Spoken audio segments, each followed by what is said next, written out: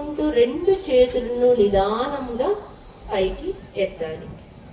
మనం ప్రోటోకాల్ ప్రకారం క్రిందకి, మళ్ళా రెండవసారి తలను కిందకి, కుడి ప్రక్కకి, పైకి, ఈ ఎడమ పక్కకి, క్రిందకి.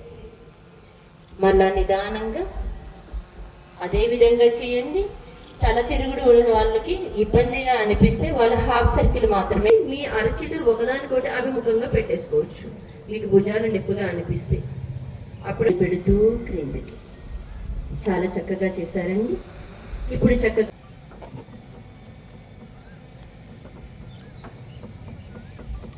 చడి భాగానికి సంబంధించినటువంటి ప్రక్రియ. రెండు కాళ్ళని చూడండి, కొంచెం దూరం మాత్రమే చాపాను.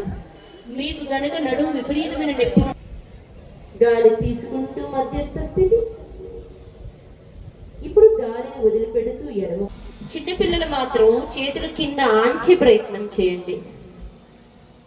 మోకాలు 4, 5 నిదానంగా తల, మెడ, ఛాతీ నెమ్మదిగా నడుముని పైకి లేపండి. పైకి రండి. ప్రోటోకాల్లో ముందు పొంగడం లేదు, కానీ మీకు నడుము నొప్పిగా అనిపిస్తే ఇలా ముందు పొంగండి, ప్రాబ్లం ఏం లేదు. ముందుకి కొంచెం వంగి ఉండండి, అప్పుడు మీరు విశ్రాంతి పొందుతుంది నడుము. తదుపరి మనం త్రికోణాసన చేద్దాం. కుడి వైపుకి తీయండి. మీ పైన ఉన్న చేతులు చూసే ప్రయత్నం చేయండి. మళ్ళా నోటితో తీసుకోండి. చాలా చక్కగా చేస్తున్నారు. నెమ్మదిగా ముక్కుతో వదలండి.